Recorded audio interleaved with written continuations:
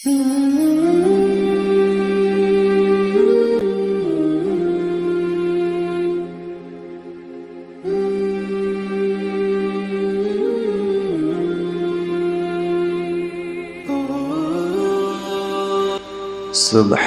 الذي أسرى بعبده ليلا من المسجد الحرام إلى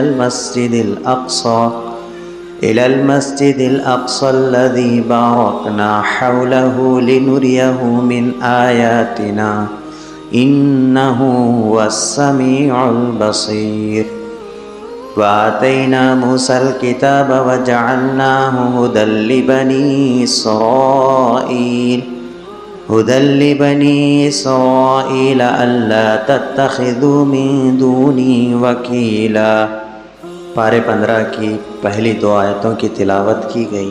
پہلی آیت میں اللہ رب العزت اللہ کے نبی صلی اللہ علیہ وسلم کو جو آسمانی سیر کرائی، تفریح کرائی اور معراج پر جو اللہ کے نبی کو لے گئے اس کا ذکر ہے۔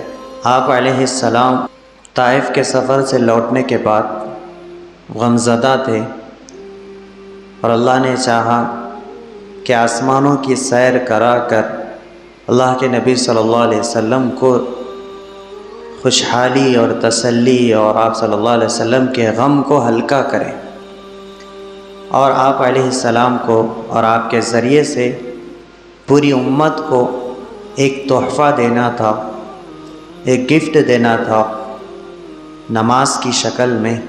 اس لیے اللہ تعالیٰ نے اپنے حبیب صلی اللہ علیہ وسلم کو آسمانوں پر بلایا۔ چنانچہ اللہ تعالیٰ قرآن مجید میں مکہ مکرمہ سے لے کر مکہ مکرمہ میں ام ہانی کے مکان سے لے کر مسجد اقصی بیت المقدس تک کے سفر کو اس پہلی آیت میں پارے 15 کی بیان فرما رہے ہیں۔ وہاں سے لے کر آگے کا جو سفر ہے وہ سورہ نجم کی آیتوں میں اس کا ذکر ہے، اور احادیث بہت زیادہ کثرت کے ساتھ صحیح احادیث میں واقع معراج کا تفصیل سے ذکر آیا ہے۔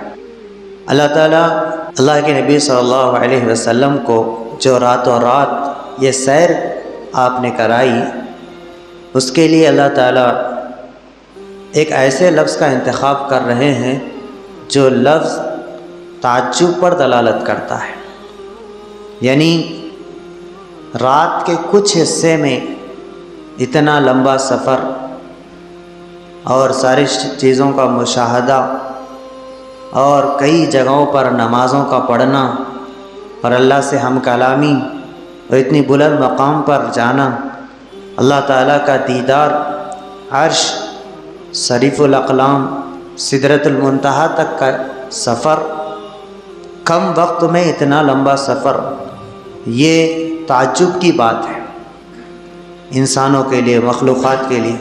اللہ کے لیے کوئی تعجب نہیں ہے، لیکن اللہ تعالیٰ ہمارے ذہنوں کے اعتبار سے، ہماری عقل اور سوچ کے اعتبار سے قرآن مجید میں الفاظ کا استعمال کرتے ہیں۔ چنانچہ اللہ نے جو پہلا لفظ جو اسم اور نام استعمال فرمایا ہے وہ ہے سبحان۔ سبحان اس کے معنی ہیں پاکی بیان کرنا اللہ رب العزت کی، لیکن یہ جو لفظ ہے، یہ جو جملہ ہے سبحان اللہ، یہ عرب میں اہل اسلام ایسی باتوں پر بولتے تھے جب کوئی کام ایسا کر دے جو لوگوں کی نگاہ میں بہت ہی اچھا معلوم ہوتا ہو اور بہت سارے لوگ کسی کام سے عاجز ہو جائیں، ایک آدمی وہ کام کر گزرے، تو جب یہ لفظ استعمال کرتے ہیں سبحان اللہ، تو اللہ تعالیٰ اللہ کے نبی صلی اللہ علیہ وسلم کو جو معراج کرائی ہے وہ بدن کے ساتھ کرائی ہے، جسم کے ساتھ، اور بیدار تھے آپ۔ ایسا نہیں ہے کہ یہ خواب میں معراج ہوئی ہے۔ خواب میں معراج ہونا یہ تعجب کی بات نہیں ہے، کیونکہ خواب خیالی چیز ہوتی ہے جس میں آدمی آسمانوں میں اڑتا ہے، کبھی کسی کو مرتا ہوا دیکھتا ہے، کبھی کہیں خواب میں عمرہ کرتا ہے، خواب میں کوئی حج کرتا ہے، رہتا دنیا کے بہت دور دور مقامات پر، لیکن یہ خیالی دنیا میں ساری چیزیں قریب ہو جاتی ہیں۔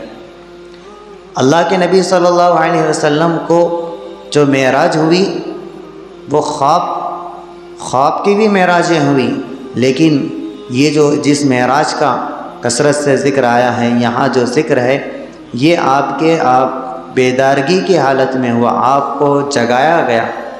آپ ام ہانی رضی اللہ عنہا کے مکان میں آپ آرام فرما رہے تھے۔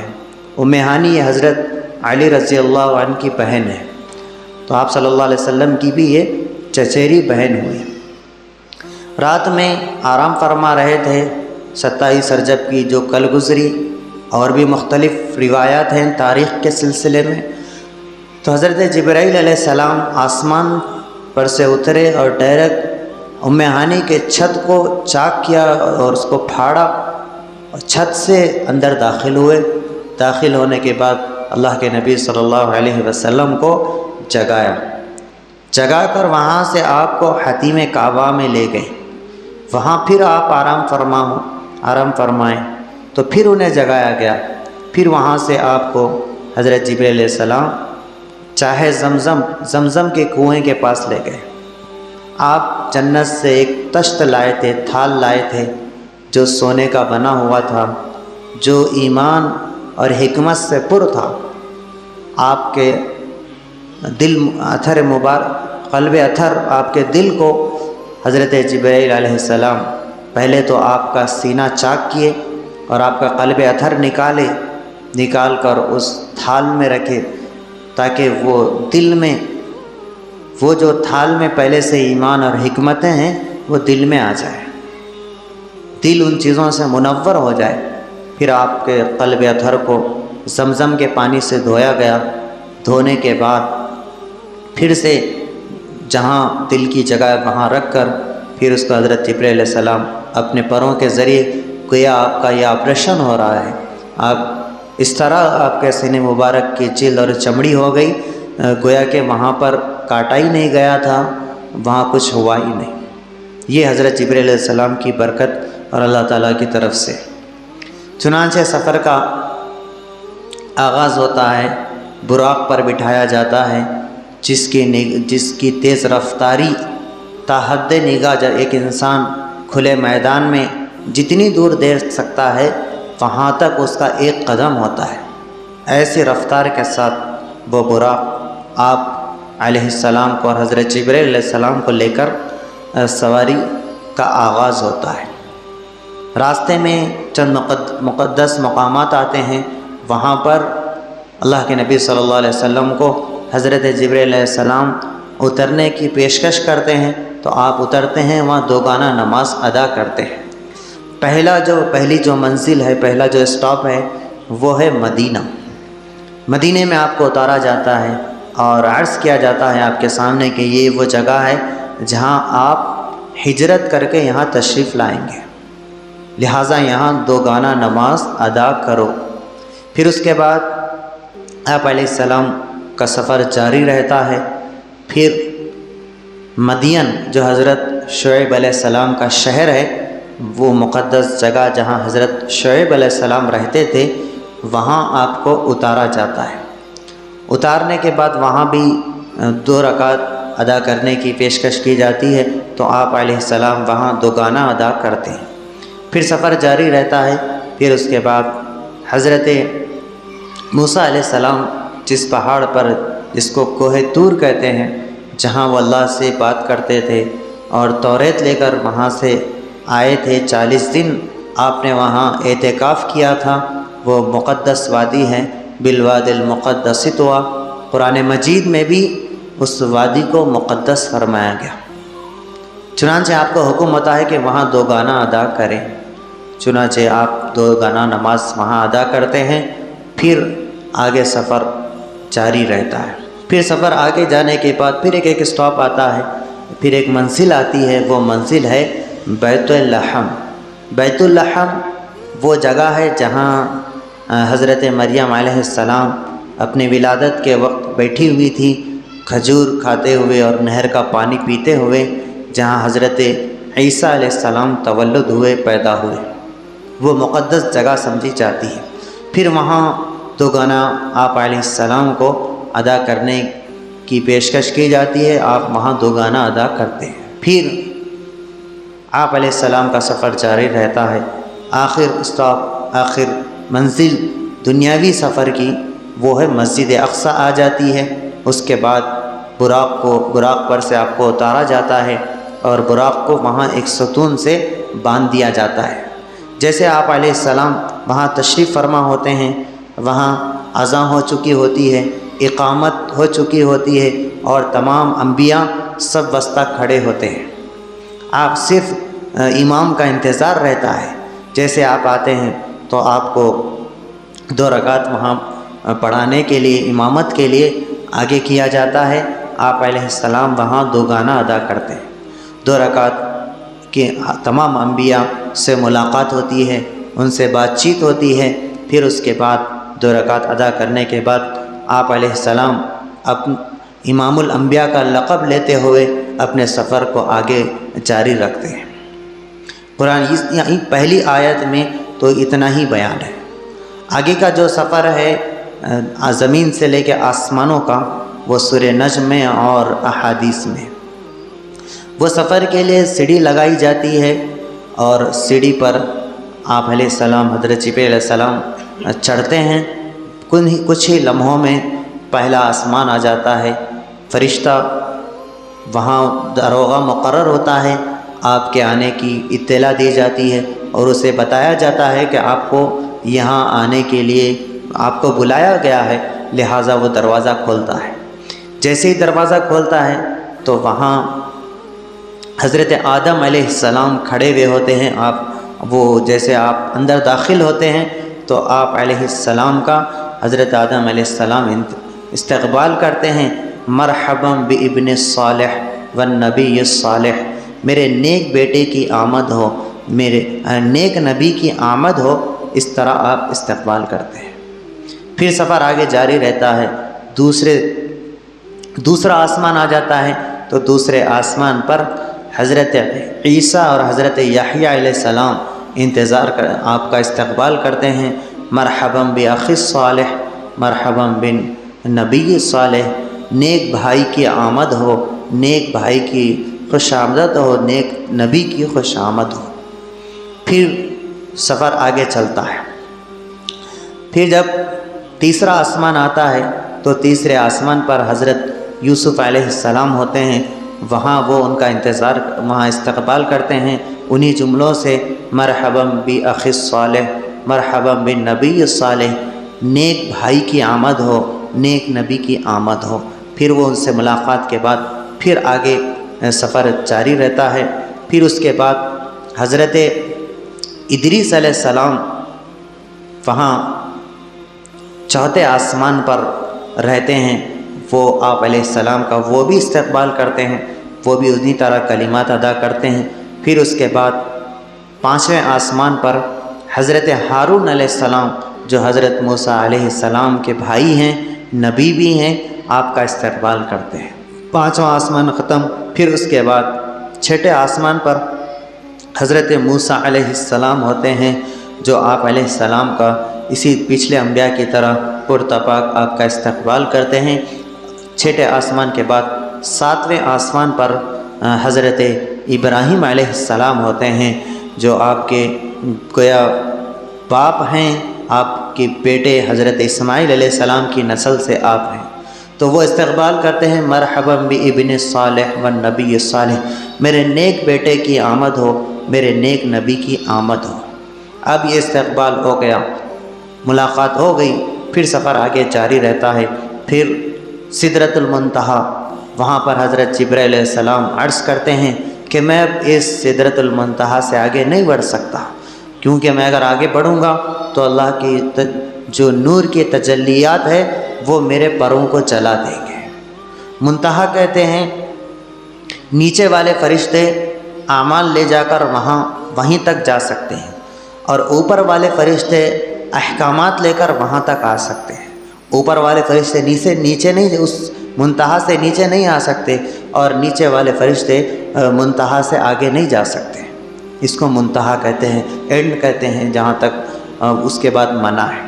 ہوتا کیا ہے، نیچے والے فرشتے سدرۃ المنتہا پہنچ کر یہاں کے بندوں کے اعمال آگے والے فرشتوں کو پکڑا دیتے ہیں، دے دیتے ہیں، اور وہاں کے فرشتے اللہ کی جانب سے جو احکامات آتے ہیں وہ نیچے والے فرشتوں کو پکڑا دیتے ہیں، انہیں تھما دیتے ہیں۔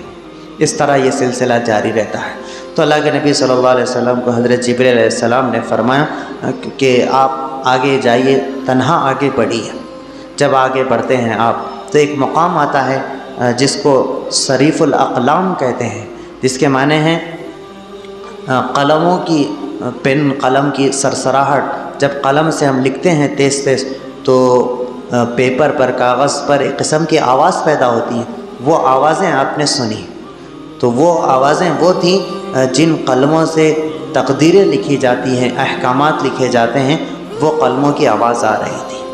پھر اس کے بعد آگے بڑھے ملائے اعلیٰ، عرش تک، پھر عرش آ گیا، پھر اللہ تعالیٰ کا قرب نصیب ہوا، پھر اللہ تعالیٰ کا دیدار نصیب ہوا، پھر اللہ تعالیٰ سے راز و نیاز ہوئی۔ فَأَوْحَى إِلَىٰ عَبْدِهِ مَا أَوْحَى، جو باتیں آپس میں ہونے تھی ہوئی۔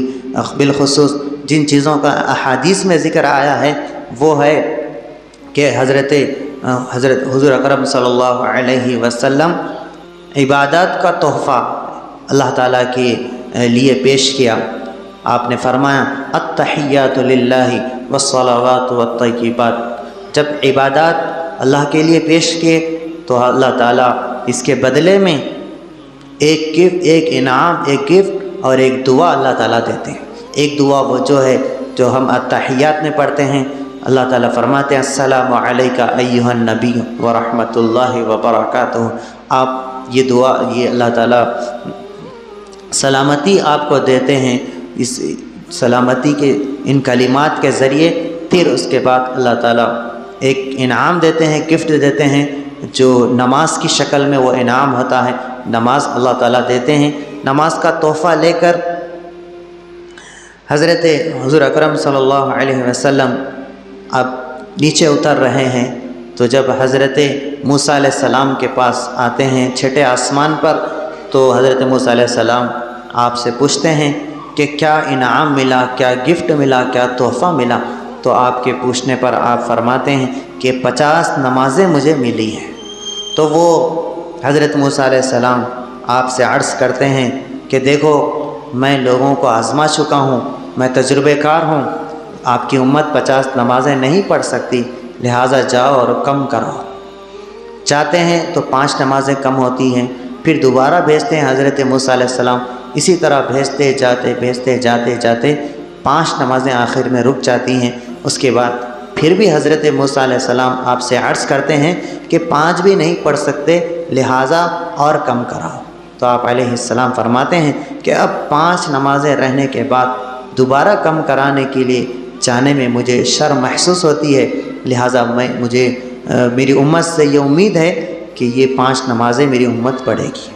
چنانچہ آپ لے کر آتے ہیں، پھر جنت کی سیر ہوتی ہے، وہاں کے باغات، وہاں کی نہریں، وہاں کے محلات، اور کس عمل پر کیا نعمتیں، کیسی جنت کا جو درجہ دیا جائے گا، وہ ساری چیزوں کی اللہ تعالیٰ اللہ کے نبی صلی اللہ علیہ وسلم سیر کرتے ہیں، دیدار کرتے ہیں، وہاں کی نعمتوں کا آپ بھرپور مشاہدہ کرتے ہیں، دیکھتے ہیں۔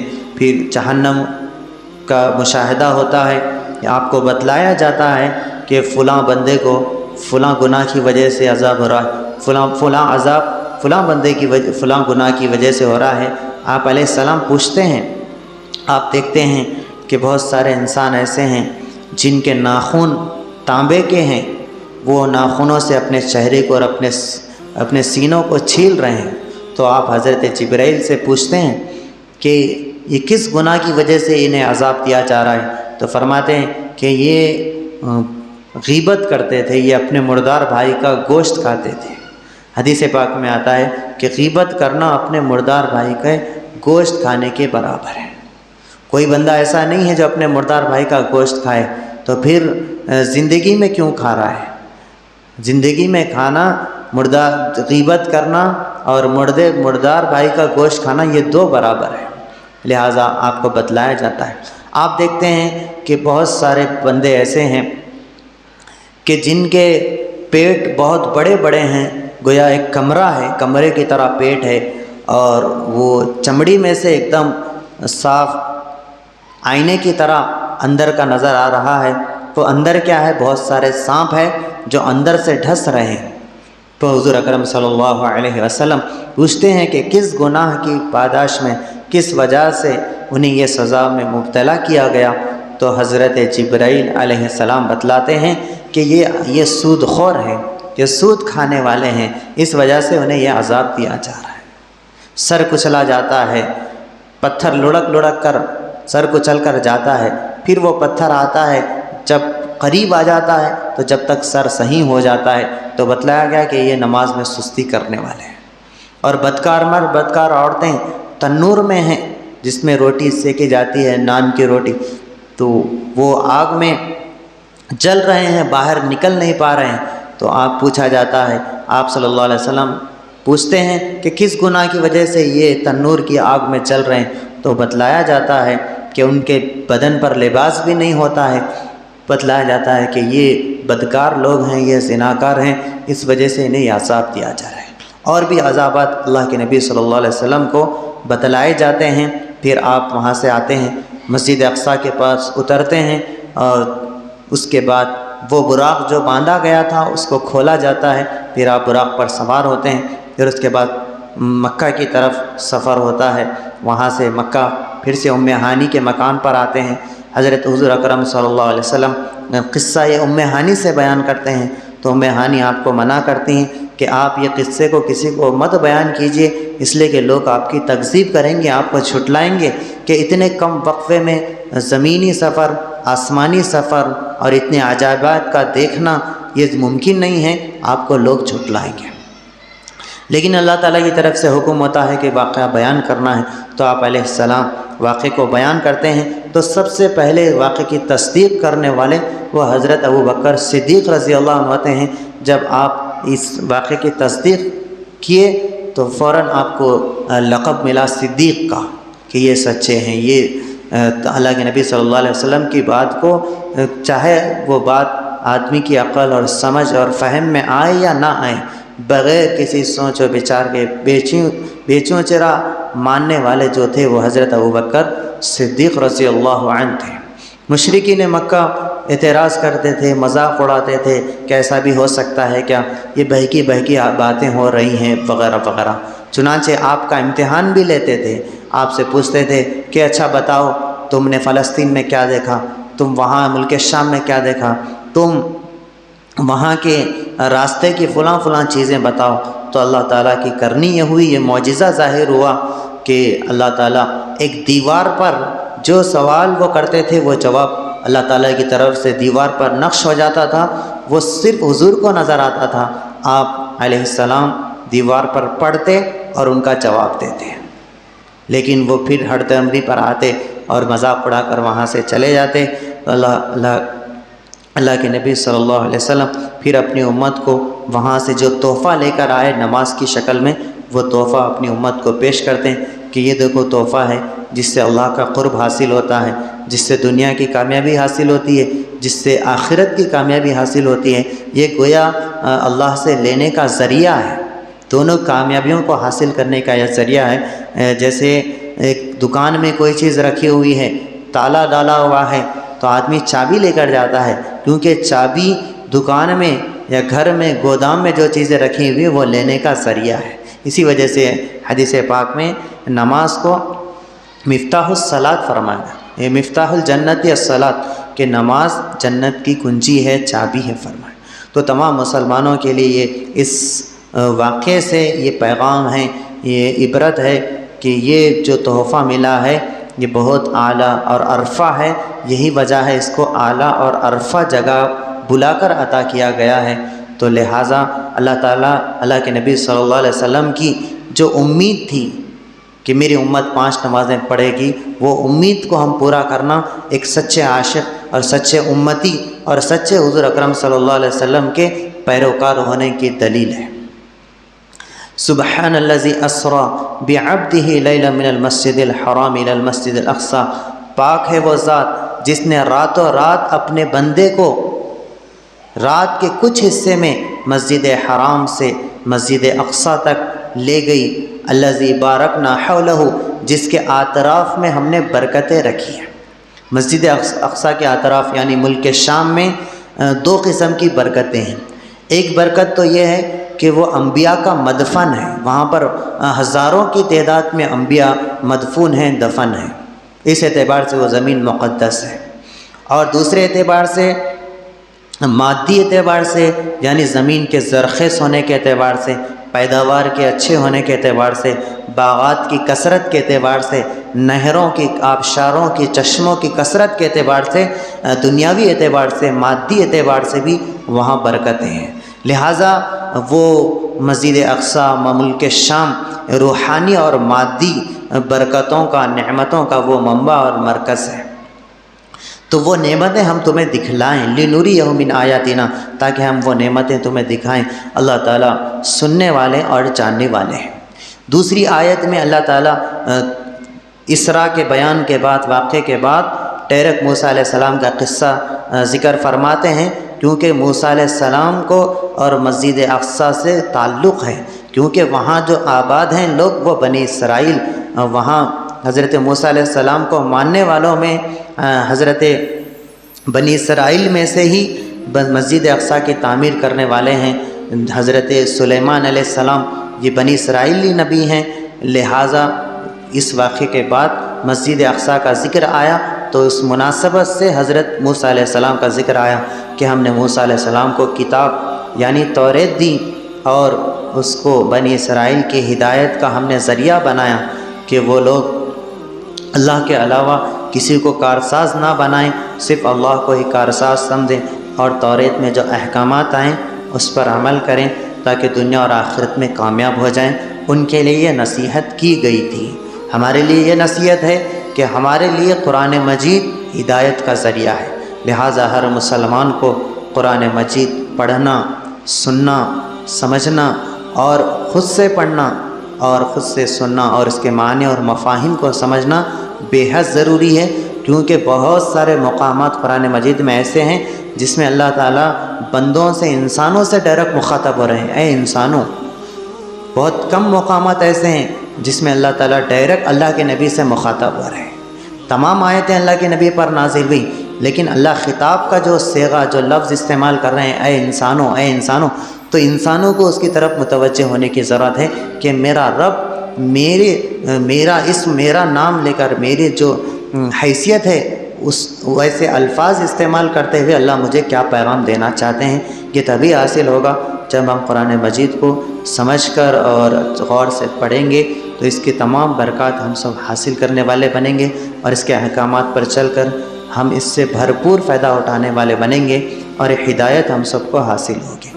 اللہ رب العزت سے دعا ہے اللہ تعالی ہم سب کو اس واقعے کی تمام سعادتیں، برکتیں نصیب فرمائیں، اور نماز کو ہر حال میں ادا کرنے کی ہم سب کو توفیق نصیب فرمائیں۔